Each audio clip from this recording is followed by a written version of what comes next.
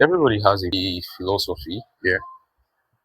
but some people know their own and some people don't. Mm. And some people's own either works for them or against them. Yep. Thank you for being in the show today. Anytime, bro. Okay, when people hear the word philosophy, a lot of things comes to their head. Yeah, and it's a bad misconception. What comes to their head is useless, abstract. How does this thing help my life? This is mostly for white people or academic people. It's theory and it doesn't help me. Valentine, I want you to make a case and prove all those opinions wrong. Hmm. Okay. To start off, I would like to necessarily point out Yeah. that because I assume the thumbnail for this video will probably give out some form of podcaster and philosopher conversation. Yeah. For the record, I'm not a philosopher. I'm not a philosopher, right? Yeah. But I at the same time believe we are all philosophers to an extent. Yeah. Depends on the definition. I think when I was those years when I was in first year, Yes. that's been a very long time ago. Yeah. When I was in my first year, bro, it was last year. Nah, it was a long time ago. You're not going to don't take that away from me, bro. Yeah. So years ago, when I was in first year, and we were all taught the different definitions to philosophy. You can be seen as a worldview, as a way of life, as an inquiry, and stuff like that. Yeah. I feel like, to an extent, if you look at it as a worldview, we all have, to an extent, have a philosophy, Yes. right? Then the question then becomes, what is the, I won't say appropriate because it makes some better than others, but the most optimal Philosophy. way of life. I think if you can import, remove the word philosophy and just add way of life, Okay. then Cool. that makes it resonate better. Now, most persons would respond to that question with, most persons, not all, would respond to that by saying religion, right? Yeah. But this is not a religious conversation, so I'm not going to segue into that. Stick with philosophy and the way of life, as I said. Yes. But the response to people saying religion is that even within the religion, sorry, I would argue that that's a philosophy. Yeah. So the question still remains: how optimal is that way of life, as a whole? And to conclude on that point, I would say, because someone be asking, how is this relevant and all? Yeah. I think we all have our individual pursuits. We all have school, sports, whatever things you're into, right? So I would argue that above all of that, there's an overarching need to exist. Yes. You are first a human before you are a student. You are a human before you are a parent, a spouse, whatever, right? Yes. So it's essential for us all to cover that human aspect or figure out to the best we can that human aspect before we then have sleepless nights for school and stuff like that. Okay, here's a provocative claim. Most people have philosophies, ways of life, right, that they haven't examined. What is the danger of a Nigerian young person having a philosophy that they have not examined? What I would say, or I think the best I can try to respond to that is, like I said earlier, we are all humans first before we are whatever we are doing or wherever we are into. Yes. In life, I think I don't want to come off as some corny guru quoting Plato or Seneca, right? But some philosopher once said, a life not examined is a non-fulfilled life. Yeah. Because many a time we find ourselves in circles where our beliefs emanate from the things happening around us. Yeah, right? So you think you believe what you believe, but you really don't, because that's just what you're doing there. Yeah. Right. So it's almost integral, not almost, I'm saying, is like essential to humanity for you to question the most fundamental aspects of your existence. Yeah. Why do I believe what I believe? Yeah. Why do I like this? Why am I this way? Why do I want to even be in school? Why am I studying law? Why do I want the best class? Question this all. And the very act of this, I would say, critical questioning allows you to discover yourself, right? And actually be your real self, not what your environment tailors for you. Exactly. Of all the schools of thought, all the philosophies, nihilism, rationalism, imperialism, materialism, etc., why is it Stoicism that is the most useful to Nigerian students? Oh, that's a it's actually a deeper question than you think, and there's a lot to unpack there. But to keep it as concise as possible, I would actually negate what you said. I wouldn't say it's the most important, right? No, most useful. Most useful. Will I agree with that too? I don't know. I don't know. But yes, it is useful. It is useful. And most useful, perhaps, just depends on who's asking and why you are asking. Yeah. Amongst, like I said earlier, philosophy transcends almost every area. I would say bringing it down to like the students, perhaps even law students or whatever student life you are. Yeah. I think Stoicism stands out. Yes. For a number of reasons, chief amongst which would be the fact that the student environment is heavy. It's tough. Yeah. Right. Especially students that are students. Right. Okay, I get what you mean. You get what I'm saying, right? Yeah. It can be very tough. It can be very demanding. Yes. Right? And I don't think this is peculiar to students. I think this is general. Yes. For every high achiever, there's a level of it's heavily demanding. Yes. Right. So what Stoicism in the most like bite-sized version, like summarized, because there's a lot, it's very deep. Yes. I'm not definitely going to quote Marcus Aurelius. Yes. Right. But in the most concise format, I would say Stoicism, the Stoic creed is essentially saying you should live life from within. That sounds it's not that smart. It sounds very theoretical. Yeah, it does, but like I'll try to break it down. As humans, like I said, like I hinted at earlier, we easily get caught up in life, right? Especially students, like my CGPA, my quiz, like did I get 10 in my quiz? Did I? Am I like? There's this burdens, and believe it or not, there are persons that actually get emotionally caught up in these things, like emotionally attached. Depression comes in, stuff like that. Yes. Stoicism is essentially saying, in fact, this might be quite provocative, but hear me out. The Stoic will tell you that you should not be interested in your CGPA. Hear me out. I'm going somewhere. Yeah. Let me cook. Right? The Stoic will tell you should not be interested in your CGPA. Not because the CGPA is bad or anything. Yes. But the score itself is insignificant.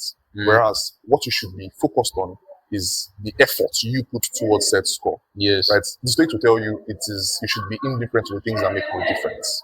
Right, I'll repeat that. You should be indifferent to the things that make no difference.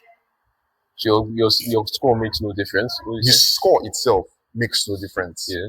Technically, if you do not work for it. Yeah. Right? Because the score is just a number.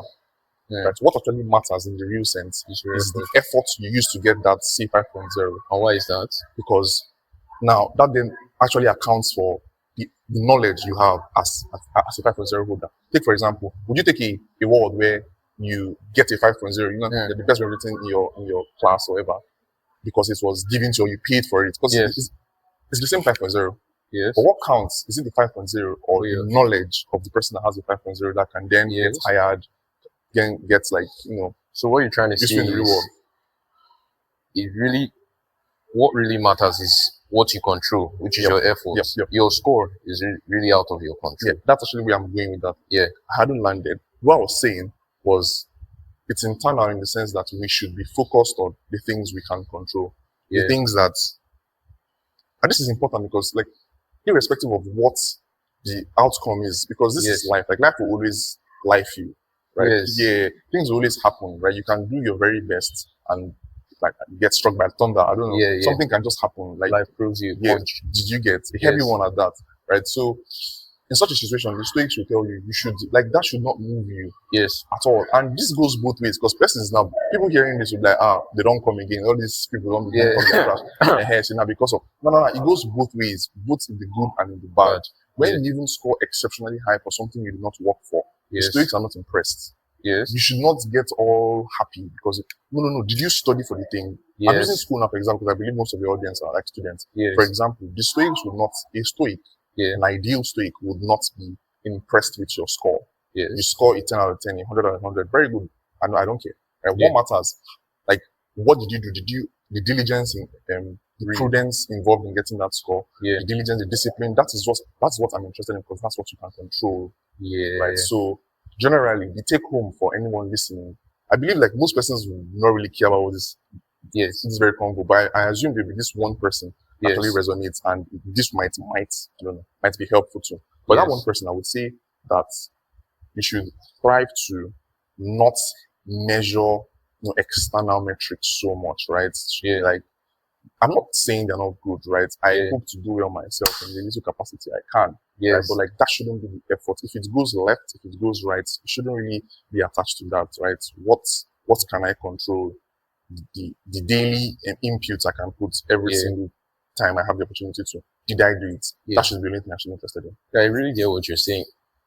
The core, principle of Stoicism is this thing called the dichotomy of control.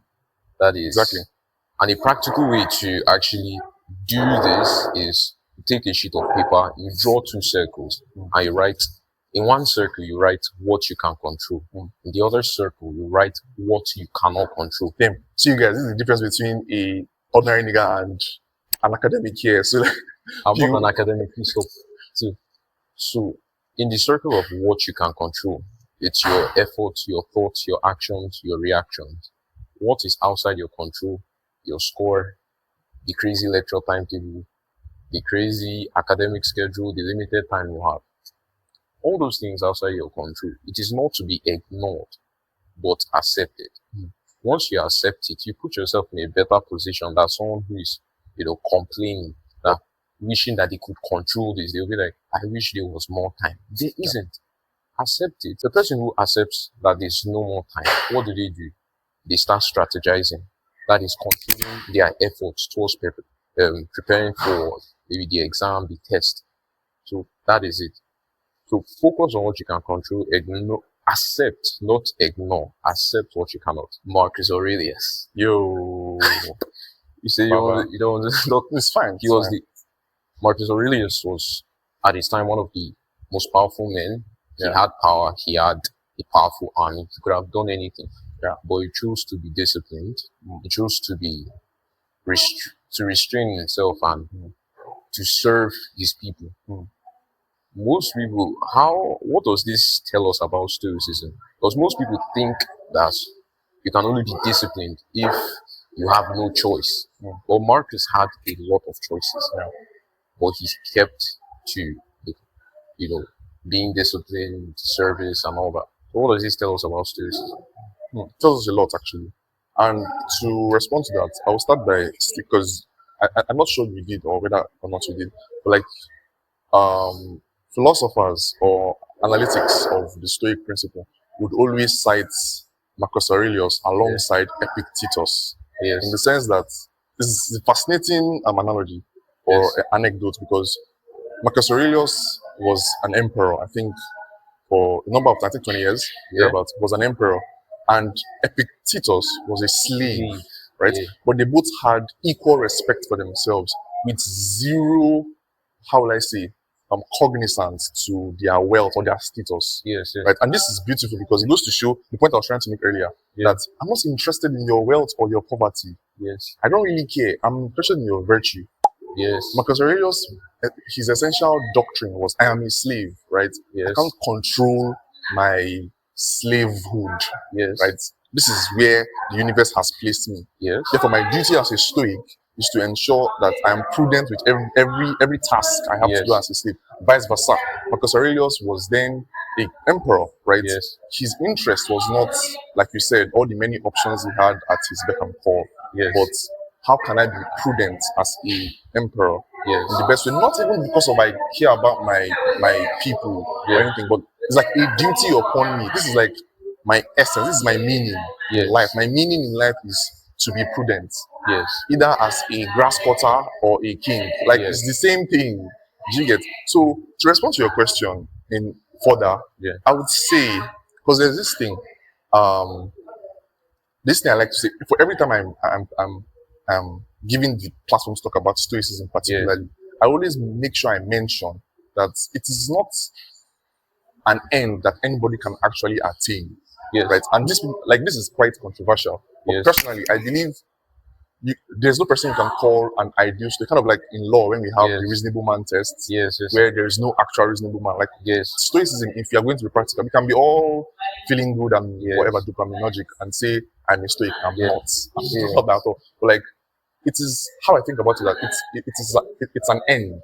right? It's an end that if we all, it's unrealistic, but if most of us strive to attain said end, we'll all live a better life. There's nobody that can be absolutely stoic, completely divorced from the things of material things, so focused and prudent. You can't always have that. But having that as your goal will be a very good trajectory for anybody. So what you're trying to say is it's all about virtue. Virtue. And the Stoics have 4 cardinal virtues. That's wisdom, justice, discipline, and courage. The Stoics believe that life is all about building these virtues. That is, anything that happens to you, small, big, you are to react with one of 4 of these virtues. Wisdom, justice, courage. If now you want to, maybe now they are doing presentations. Some people have stage fright. Some people can't speak publicly. The Stoics will say you should, using the virtue of courage, which is not the absence of fear, but overcoming fear despite its presence. So the Stoic will tell you you should do it and see the outcome and improve, not fearing failure, not fearing shaking, people laughing at you. And that's another thing, people's opinions of you. That's another thing completely outside your control. And when you take things outside your control, because this thing about things within your control and things outside your control is like the core of Stoic philosophy. When you take things outside your control and accept them, don't think about them, don't give your energy to them, you really take away a burden, I would say. Because now you're only focusing on what you can control, which is, according to the Stoics, building these virtues, living with wisdom, courage, justice, discipline. We're going to do something practical now. What is a belief that you have not stress tested, like you have not questioned, but you have it? That's a low blow. Because not only does that demand me being extra vulnerable, I also need to think. I have not stress tested. Jeez, I do not want to sound arrogant. I do not want to sound arrogant. I promise every listener here, I'm not an arrogant person. But I like to think, except I am forgetting something, I like to think I must have stress tested most of my beliefs, if not all of them. I think that sounds arrogant, but it's the truth. I don't think there is any belief of mine. And belief here is subjective, of course. They are belief is you can make everything belief. Is this phone here, stuff like that. But belief in terms of, I assume you mean my ideologies and broad ideas. I think I stress tested, or modern English. I have stress tested most of my ideologies. I want to think. Except, and I would also add, if I haven't them, it's not a belief of mine. Because as I've said that, my thought just came to my mind. Things like conversations like abortion, LGBT rights and all of that, the plethora of them. If I haven't stress tested them, then I do not have an opinion yet on them. Not those are just examples, but just use that to make the point. Okay, now imagine there's a law student who failed his quiz. There's a medical student questioning himself because of the demanding pressure. Walk us through on how a Stoic will actually handle this, not to feel better, but to move better, to actually move better, despite all these external pressures. But that question to the listener, right? It positions me as some kind of Stoic. I would repeat because I want it to be very, very clear. Because it's part of why I'm not really big on social media. Because people have this thing of making themselves look so grand, whereas in person they're not. I'm nothing, right? I'm just dust after all. So this, though I might believe I have the answer to this question, it's something I'm working towards after after all. It's not like I have it figured out. But to respond to that, you said the law. You say law or med? It doesn't really matter, law, right? Yes, okay, law student. I want to use med so that my critics will not say you will be law student. Med students would fail the test or fail an exam, Yes. And is caught up in the pressure process. I would say a number of things I can say. I don't want to make this conversation get all sober and sad. Yes. But a rule of thumb that helps at each point is people don't like this, people don't like this. But I really want to say this, right? Yes. A rule of thumb that really helps in such situations is reflecting on the concept of life and death. Right? This is something I don't want to quote anybody, but like in the latter pages of Marcus Aurelius' Meditations, right? He reemphasizes, I don't know the exact paragraph, but he reemphasizes the need for contemplation of death. Yes, thinking about your death. Yeah, death is Memento mori. Beautiful. I'm trying very hard to avoid this terminologies. I don't want to scare people out. I want to be very, very natural. That's I'm not really quoting Latin and all of that. But yes, memento mori is what it is. Right? You know, the time is fleeting. Yes. And you must accept this. You shouldn't. Most persons are afraid of death. You see death, like it becomes the whole thing. But you're going to die. That is if you could bank a check now, that is the most certain event or game bet you could make in life. You are going to die. So in such a situation, I would implore that person to recollect the fact that life is very broad and you should not I get the emotion. I get the emotion. Trust me, I get the emotion. In fact, feel the way you feel for the time being. Don't suppress your emotion at all. But as time goes on, remind yourself that life is broader than this.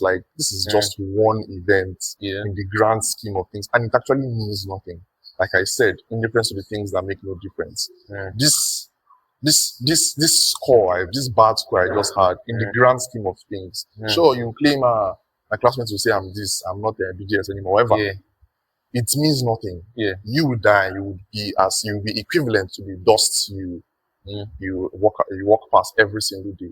You and the dust, there's nothing. You're not above the dust. People don't people don't seem to understand this. You are not in any way superior to the dust you match every day. Yes. Right. It's just realizing it early. And this feels like a placebo drug. It feels like just speaking English and in practice. But trust me, it is practical. And like I said, it's a journey. Right? It's not. I understand this is going to be tough for most persons, but if you continuously train yourself to contemplate life and death more often, you will find that you get through these issues easier as time goes on.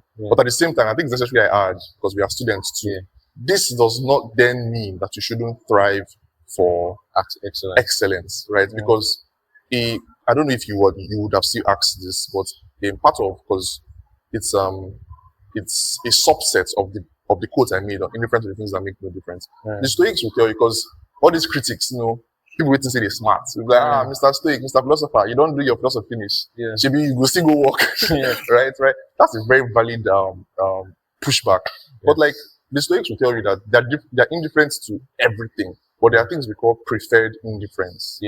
Preferred indifference. So I'm indifferent to everything. But of course, wearing clothes to conceal whatever I'm concealing is a preferred indifference. Eating food is a preferred indifference. Having a relationship, okay, no, not a relationship. But whatever thing that is I deem necessary. I'm not attached to it, but it's just I'm indifferent, but I just prefer it.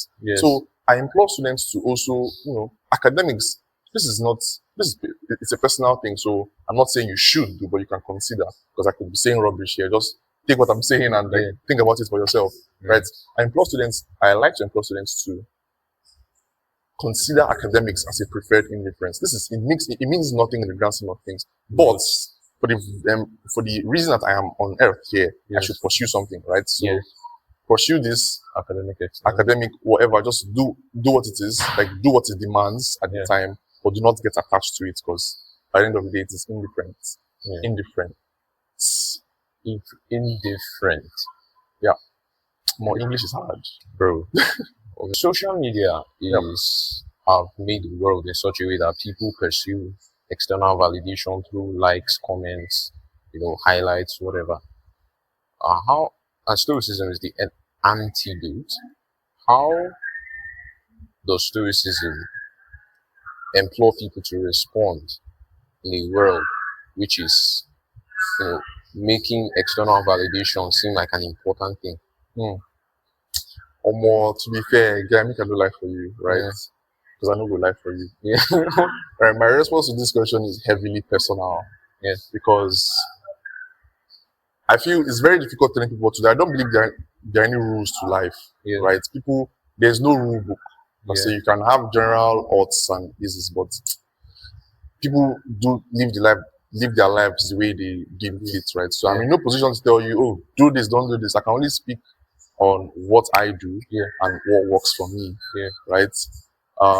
Social media is a very interesting topic because it's fun and all, but like you said, it trains us, especially our generation, right? It trains us to be like external validation means something, which like it doesn't, like that time. And this social media platform has a way of making these likes look like, you know, with Instagram you have like the thumbs up or like things like these things make no difference. Like someone viewing your stuff and how many likes, how many followers you have, actually don't. But social media trains us to attach importance to that. Personally, this is primarily my number one reason why I'm not active. I don't say I'm not on social media, but I'm not on social media, to be fair, largely. But some person now, critic, I can think of a particular person watching this now and critiquing me so hard.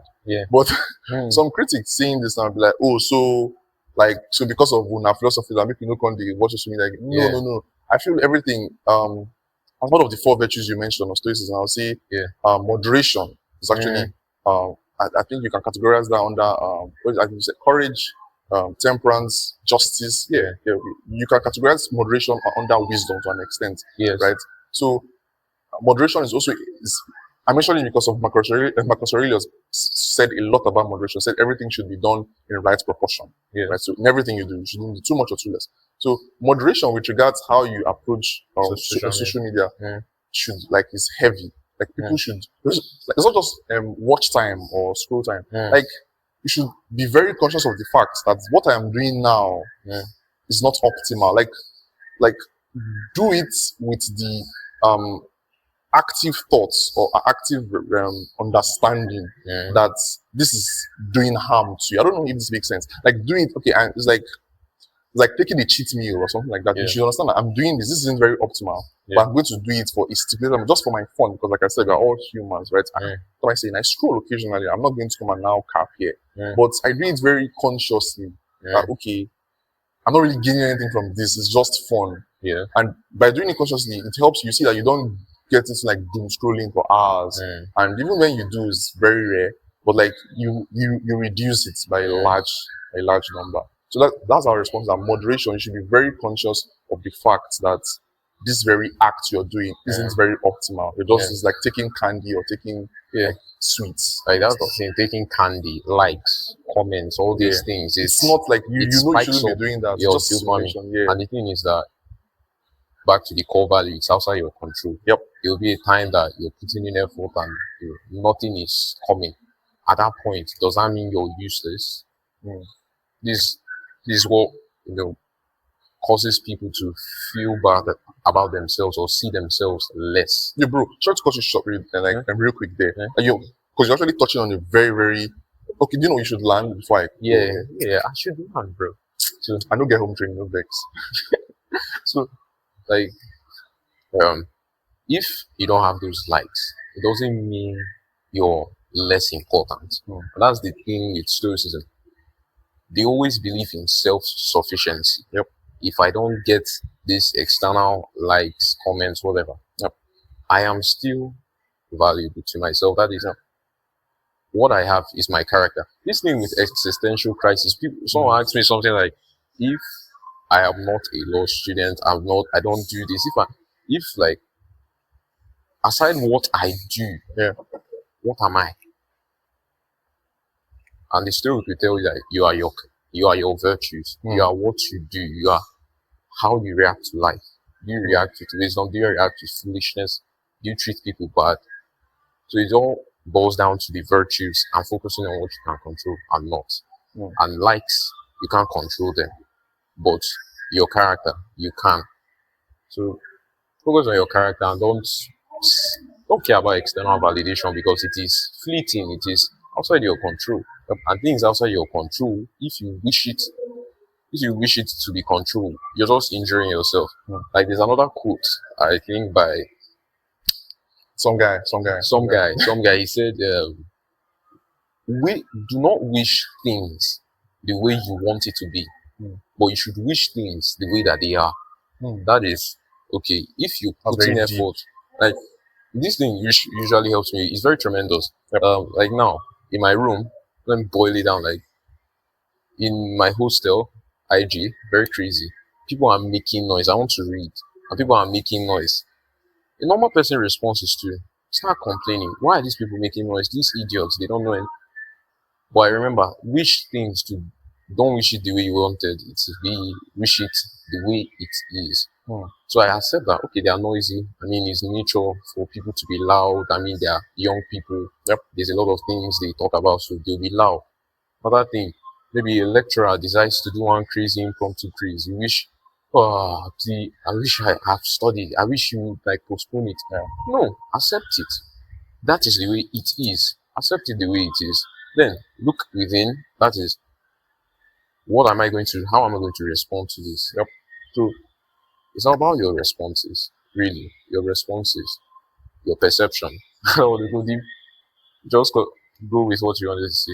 Yeah, I think you've already said it all to an extent. It's just I felt like something I should have said earlier. Yeah. But like I maybe skipped over it. It's the fact that life is very troubling. But people don't realize it. Like most people that average, people that come from average homes and average and above average homes, and you are in the safe area or safe part of life. It's very easy to forget how troubling life is, or how unstable life and existence as a whole is. You've never experienced wars, you've never experienced natural disasters, like things that are egregiously out of your control, right? Here, everything seems, no matter how you complain about Tinubu and allegedly about Tinubu and the likes, right? It's all little problems in the face of things like war, and rape and like heavy crime and stuff like that. So in such situations, it's important. I feel this response to the listener. I feel there are listeners out there because this topic feels very, it's not we talk about that carry this from us, right? But the listener feeling that way, you need to understand that like this is a very good response to that unstableness of life, instability of life rather, because it helps you forget all of that. In fact, you accept them. Like there's probably going to be a war tomorrow. As far as I hate to say this, I'm probably not going to be alive for the rest of this week. I might live another 100 years. I might live another 100 seconds. I don't know.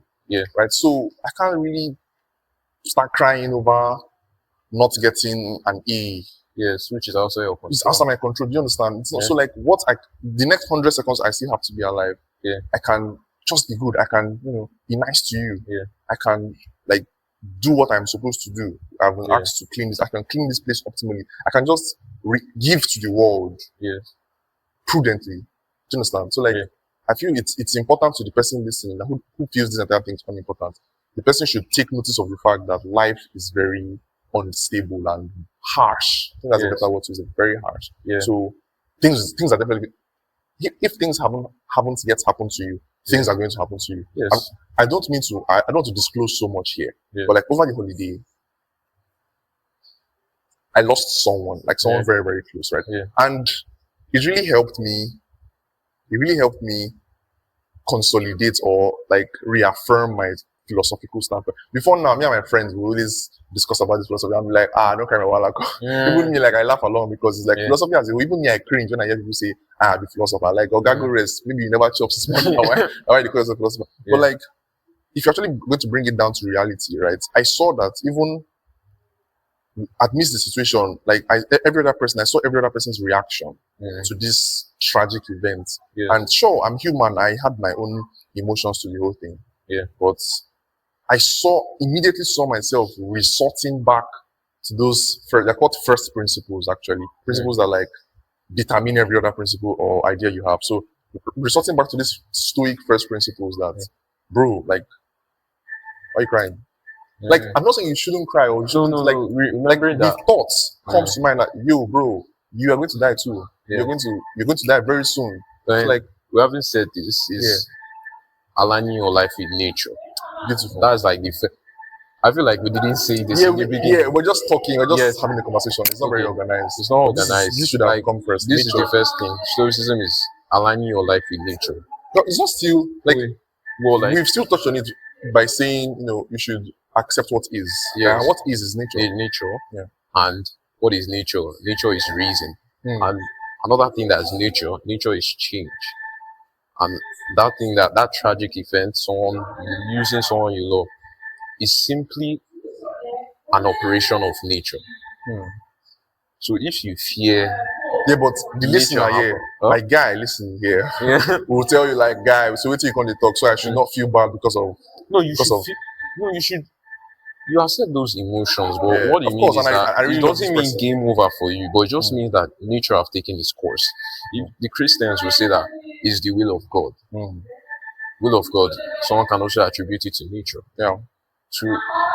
And this thing, aligning your life with nature, which is reason, that person left because that was his time. Well, I feel we should assume that this is the reason, and of course we are not immortal beings, we are mortal. Your future is uncertain, your lifespan is uncertain. So when the person leaves, I mean, it's tragic, definitely it is. But the question then is, how would you respond to it? You accept it, you will feel the feels, but you don't melt down. There are people who, if they lose somebody, they lose themselves, they completely crash down. But the story will tell you, no, okay, losing someone, yes, it's tragic, but that is just the way nature is. You come and you go. And yes, it's painful. Me, I've thought about this thing, like losing someone I really, really love.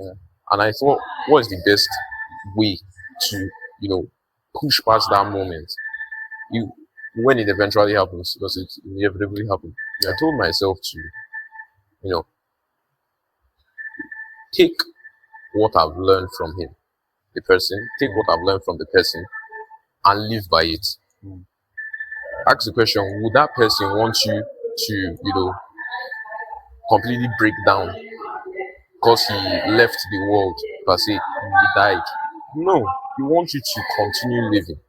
So this tragic thing, it all boils down to your responses and aligning your life with nature. There will be people who make noise, there will be people who lie, there will be people who will be deceitful and manipulative. And when you encounter these things, it shouldn't disturb you. It shouldn't make you feel bad, make you feel sad, but you should accept them.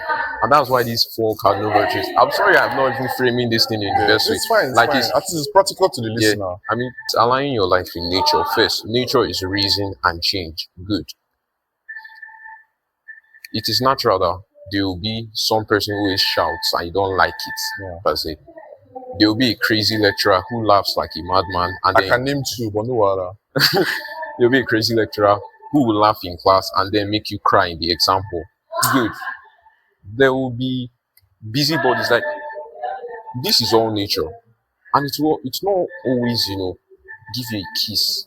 It's not always be pleasant. But the Stoic way tells you to accept these things and to focus on your responses to this. And it's to respond with wisdom, justice, prudence, and courage. Oh my God, this topic. And then, if I want to start like explaining these 4 things, the thing is that we can go down like multiple rabbit holes. Like, it's a very broad thing, and like I said, it won't appeal to most of your listeners, right? Yeah, so for real. I don't want. I wouldn't like a world where this is very theoretical, where we are explaining, like breaking down meditations and activities.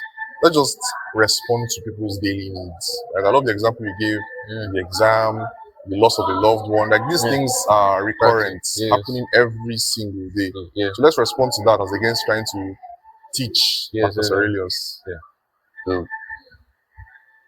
So let me just say something that Marcus said. He says, you have power over your mind, not outside events. Realize this and you will find strength.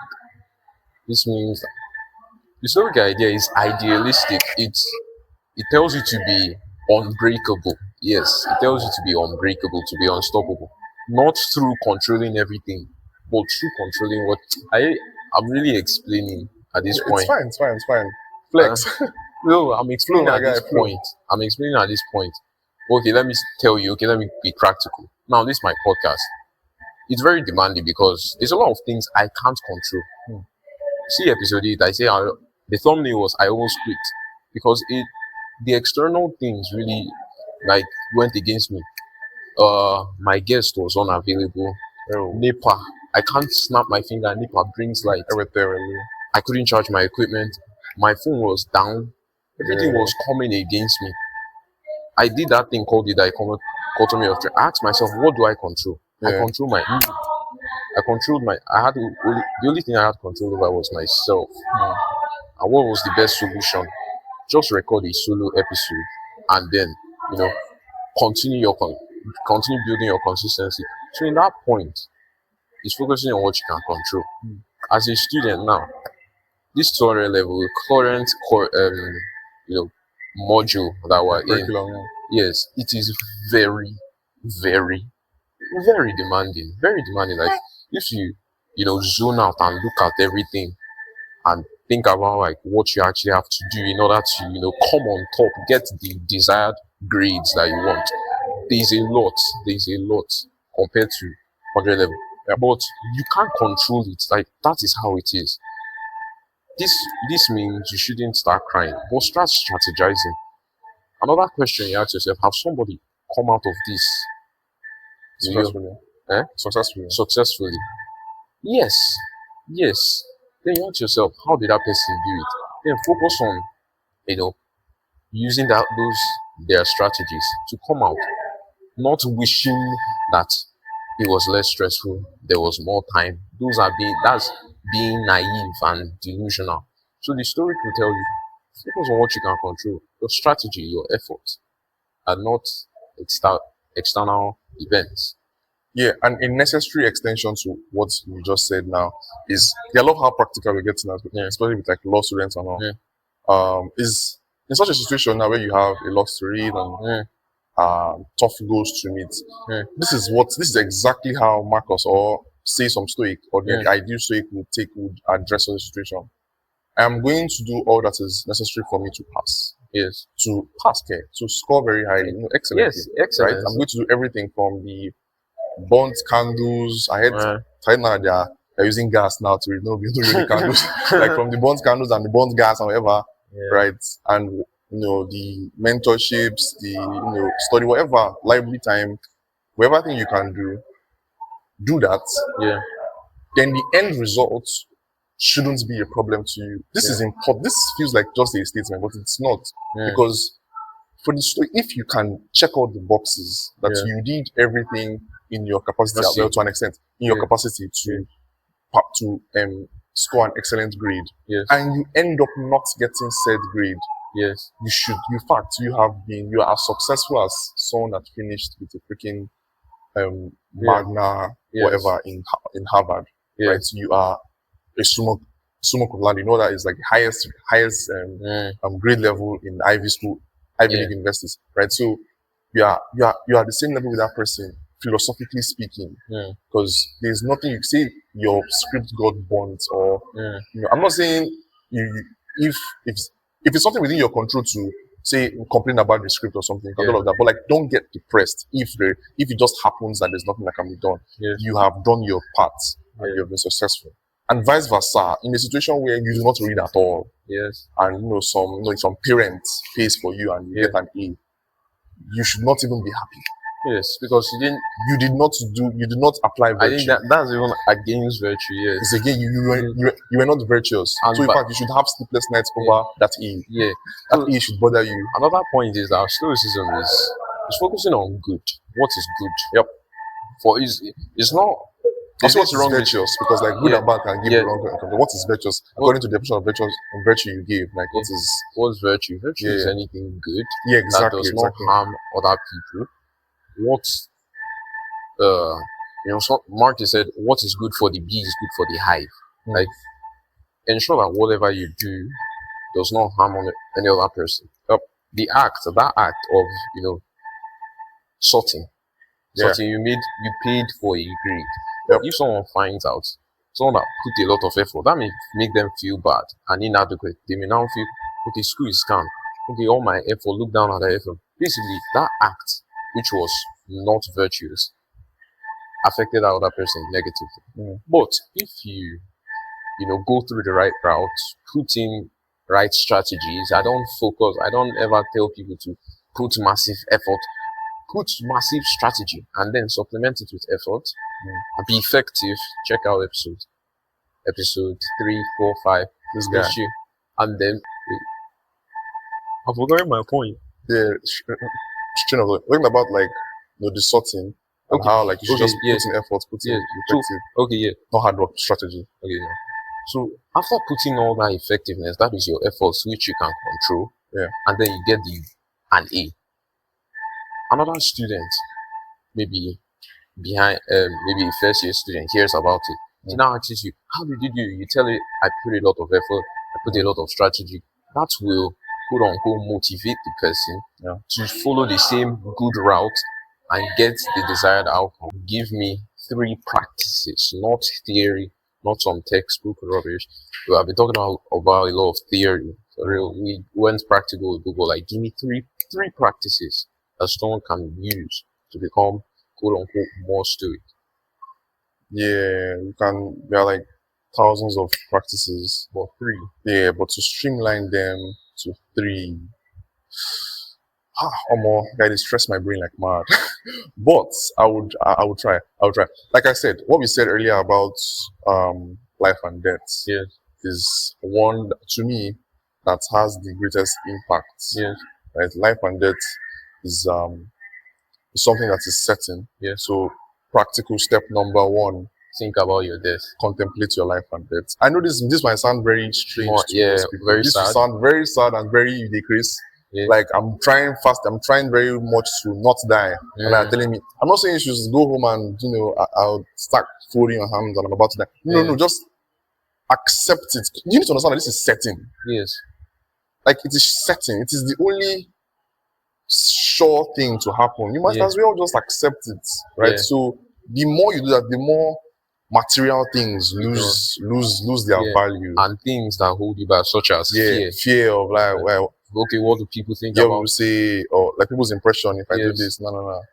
Yeah. I think Steve Jobs. I would not be like that's what I've talked about. One. Steve Jobs also talked about this in his speech in Stanford. He said,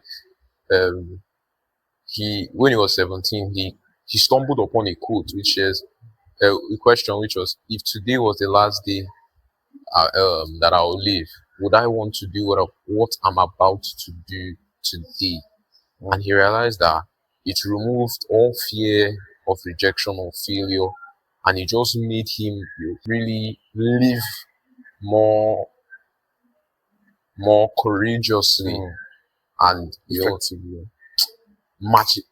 Use more of his potential. Because this thing with potential, every walking being has potential, but potential is pointless if not used. And this thing of fear, fear of now public speaking, the presentations we're doing, there are a lot of people who are fidgeting while doing it. They are making progress, because once you do it. Like if you think, okay, me, I had public speaking fright before, but then thinking about my death, dude, you may die tomorrow. What are you even afraid of? What are you afraid of? Like, the thing didn't make sense to me. Like, fear, what are you afraid of? Like, fear becomes, like, it dies. But you're afraid of another person that will still die. Yes. Like, the person you are afraid would see you and laugh. Yeah. Is probably going to die soon or later in the future. So, contemplating death, 1. Yeah, 1. And you said 3, and to be, in all honesty, I'll only give 1 more, making 2 as a whole. Because, not because I don't want to, I can do the whole thing. But like, I feel, first, I don't feel I have the, or I don't know, the ability to just, or I'm in the position to tell people what to do per se. Right? So, it is for that reason that the second thing I would advise any listener, in fact, the take home from this industry to be a law question. This is like the conclusion by advising the parties, right? My advice to the parties or the party listening now is, having heard everything that has been said here, to go and do your findings on Stoicism. not you can still have your religious convictions, you can still have all of that. It doesn't negate any of that by and large. But you should do your finding. I think the point of this conversation is to implore people to try. These things they think. It's not just some paragraph in my philosophy textbook. Right. So you should. I haven't heard this boy and this foolish boy talk. Let me just go and and let me just go and you have your phones, you have whatever. Look into this thing just at your own at your pleasure. So I'll say that is what you should. I don't want to tell you what to do. Because there are million things I could tell you. There are million things. But when you do your findings, you would find what resonates to you the most. But I agree with it. I like the second point because I feel like we didn't really. Stoicism is broad. Bro, there are million things we talk about. A million. I promise you, I can be here for literally 24. I'm not even exaggerating. 24 hours, we can be sat here for 24 hours and I won't run out of things to say. We won't run out of things to say. Honestly. Because it's very broad. It's very broad. But the first, go and do your own findings on Stoicism. First thing if you pick up meditations, maybe go to this podcast I listen to, Stoic podcast. It's called the Stoic Community on Spotify.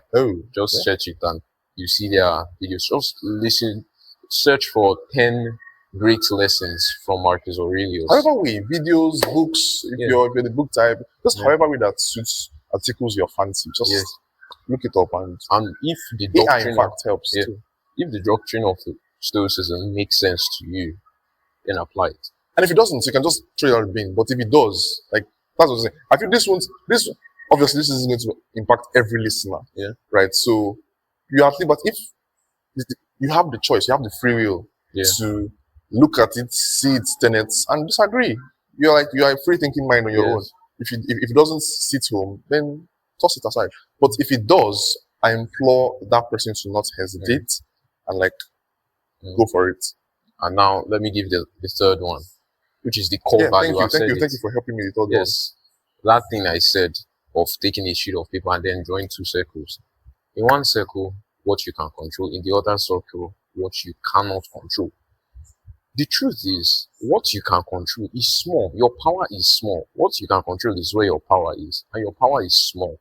It's small compared to what you cannot control. Wars, the weather, people's opinions, lecture timetable, politics, whether Tinubu will be good or not, or whatever. It's outside your control. Your wallet, precisely. But what is within your control is your actions, your thoughts, your reactions, those things. Those reactions is and your perception, the way you see things. Like now, this semester, people may see the whole academic demanding thing as suffering. Suffering. I don't see it as suffering. I see it as challenges, really, really fun challenges to improve myself. So it's more like a game, a fun game that I believe I can win, and I'll play according to the rule. And another thing that Marcus Aurelius said, he said the impediment to action advances action. What stands in the way becomes the way. Basically, he says what blocks your way is the way. The obstacle in front of you is what you should actually attack. Right now, mostly students, you're chasing academic excellence, and the exams, the study routine is the obstacle, or the thing you have to jump over. So instead of complaining, wishing the obstacle was smaller, no, you go towards it, not with motivation, but with strategy.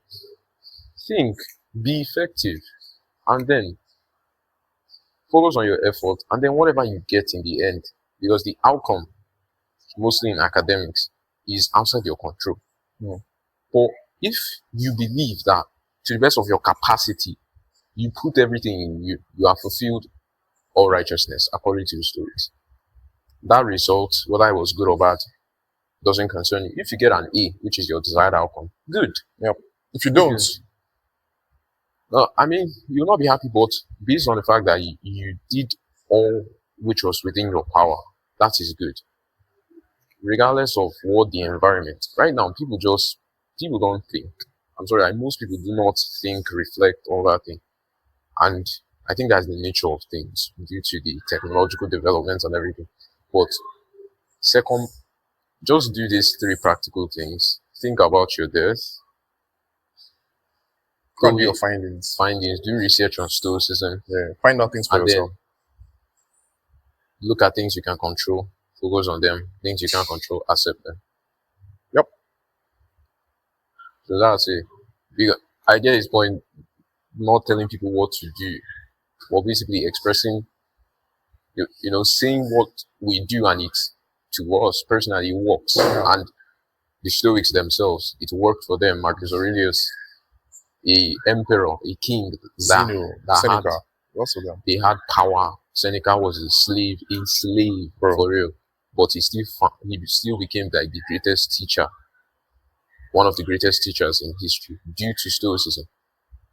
So do your findings on Stoicism, and if it makes sense to you, apply it. So you should look up Ryan Holiday. Ryan Holiday is a contemporary writer, because most people cringe when you hear like these old names, these old guys with white beards. Like, don't think it's about some old Greek nigga. Like, for contemporary, like modern time, look up Ryan, Ryan Holiday. That's great books on Stoicism. Yeah, Daily Stoic, one of his books.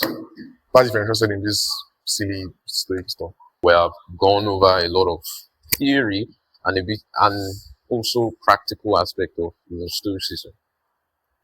Someone is listening right now. After someone who have listened to this episode drops his phone down, what is a change? What is it? The change in someone's perception, behavior that you want this episode to impact on them? Okay, I would argue this episode might only impact like one person. Yeah, so like I said, I really feel the nature of this topic isn't one that would stimulate lots of people our age. Yeah. Right. So maybe only one person at most, right? Yeah. 1-2 persons might actually find this interesting. Yeah. So I'll say to that person is, I have a lot of things to say, but like I said, I think I'll just go back to what I said before about if you really think this makes sense to you, it resonates. Don't take my word for it. I could be lying. I could be saying rubbish. Yeah. Right. Yeah. Go and do your findings. I promise when you do your findings, you will find how it matches your lifestyle. You will find how it's, because like the dichotomy we created with the slave and the master. Yeah. If you don't know who's listening here, it could be the slave or the master. Right? You could be a nepo kid or the other way around, right? So whoever you are, whatever student or a billion, do you get? Your viewer now fit be Elon, Pikin, or bro, anyone. Do you get? So whoever you are, I can't come and be telling Elon's son how to live his life. Come on, his life is very different from mine. Right? So do your findings, find out how it works for you, and and pick it up from there.